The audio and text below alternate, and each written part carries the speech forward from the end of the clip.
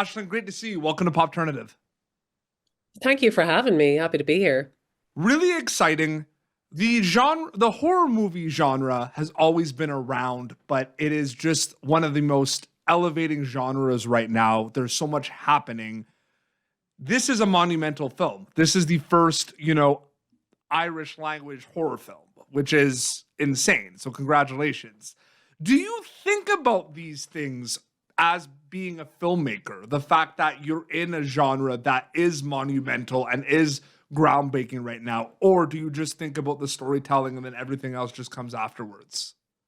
I think you, I, I think there were probably, I can only speak for myself. There are Yeah. probably people who have a different answer, of course, but for me, you can just think about the story and what you're doing. It's the only honest way to approach it. Because if you think about the audience and the end result of how they're going to feel about something, all you do is kind of cripple what you're working on, you know. So this is kind of horror fans can are very smart. They watch a lot of content and they can smell it a mile away when Yeah. people are trying to manipulate them or pander to them. So I think stick to what's honest and kind of real about the core of it, and that'll always be appreciated for the fact that it is honest, even if some people love the film, some people don't, but you've at least been kind of truthful in that way. Having this as an Irish language film, was that part of the plan early on with the development of this film? Did that happen a little after? I'm just curious if you could take me through that, because it all starts as kind of an idea, and I feel like I'm a filmmaker as well. Things change all the time. You know what I mean? So I'm just wondering what that kind of route was, if it was part of the plan early on. Yeah, it was. I mean, actually, the original idea in the first place was just the producer said to me, "Do you want to make a horror film in Irish?" There was nothing else. I didn't take a script I already had or an idea I already had and translate it.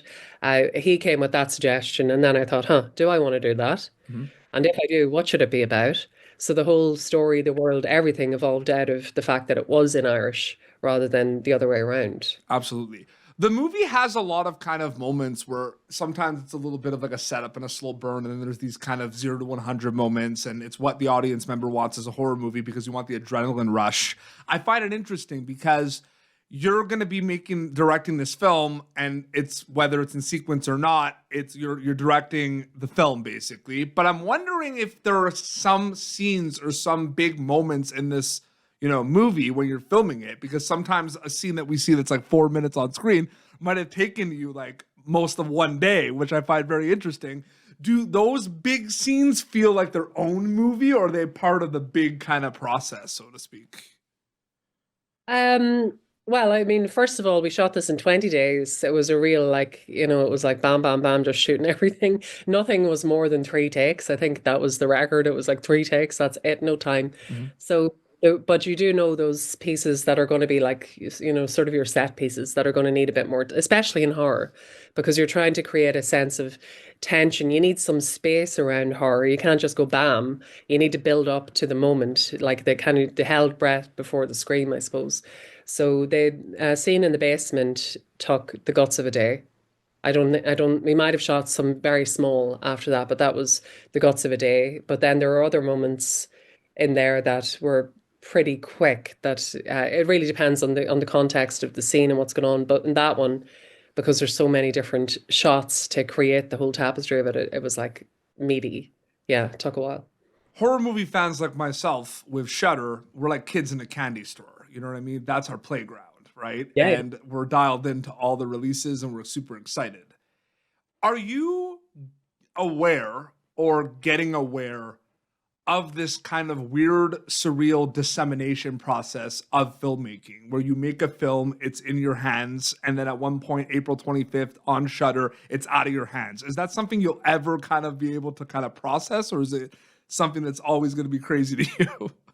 Yeah, I mean, I think it's always going to be crazy because and you're a filmmaker too, so you make a film, and Yeah. then you don't know if anyone's going to everyone might hate it. Yep. You don't have no idea what's going to happen, and particularly with this being an Irish language horror film, it could have been way too niche, Mhm. That there was a conversation early on about whether or not it was going to be too niche, and but my instinct was that horror fans watch subtitles and they're willing to take that on. So luckily, it has got a wide audience, but it's always going to be crazy that people watch your film. It lived in your head and now it's out there in the world. Okay, so I find that very interesting. I'm excited to ask you this then about it being niche and everything. So there's conversations on Zoom or those conversations with the producers and everything before going to camera, right?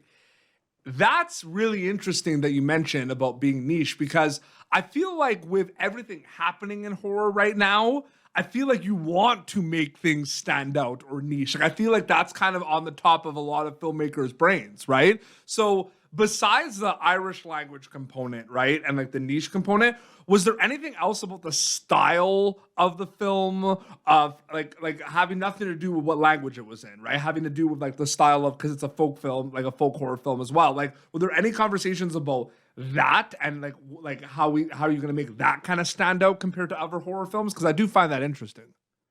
Do you know, like in any other project that I'm working on, absolutely, those are the because usually your producers are horror producers and they're very savvy at horror Mhm. and the market and the audience. In this case, the producers had not done horror before. Yep. The lead producers on set, and then the financiers, the principal financer was our Irish language broadcasting broadcaster, who had also financed from the exact same fund The Quiet Girl. That's a drama film that was nominated for an Oscar last year. So they from the beginning they were saying we don't know anything about horror, I haven't got a clue. So in terms of that, I didn't actually have nearly as much interference or manhandling as you have in some other projects where people are much more clued into the genre. It was kind of an odd setup, but yeah, so I was kind of allowed to more or less do what I wanted with the horror.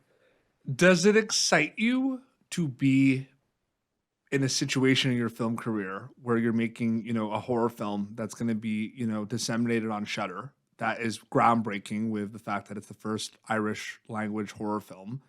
Do you think about the excitement and the fact that this film and you as a director could inspire many filmmakers in horror all around the world? Because I feel like that's what it's all about right now with this genre, because I feel like a lot of people watch stuff like your film and it inspires them to want to make films, because like you said, there's like different ways to make films. A lot of people don't know about horror. They're starting to find out about horror. They're starting to find the benefits about making horror. I'm wondering if you think about the kind of paying it forward kind of component of it a little bit. Well, first of all, in terms of being the first Irish language horror film, I don't think that it was actually. So that's something that gets said. But there was a film called Na Sídhe in 2010, and then recently there's An Táibhse, which just opened like a week or so ago. But I don't think that really matters. I think that's kind of irrelevant. It's having it out there on a platform like Shudder, that I've been a Shudder subscriber. I think even at the beta stage, I was in Shudder. I'm a fan like everybody else. Huge fan. And knowing that people are going to watch your movie and that they're going to connect with it in some way, which so far, it's at festivals, it's been finding an audience, and hopefully it will do in Shudder as well, is marvelous. And I think the more people making horror, the better. Like let's all start making horror movies. Yeah. Part of Halfway to Halloween on Shudder, April 25th. It's going to be available. Thank you so much for your time. It was so great chatting with you. You too. Thank you. Thank you for tuning in to Popternative. Make sure to check out our past episodes of Popternative on YouTube. This has been an Autograph Communications production.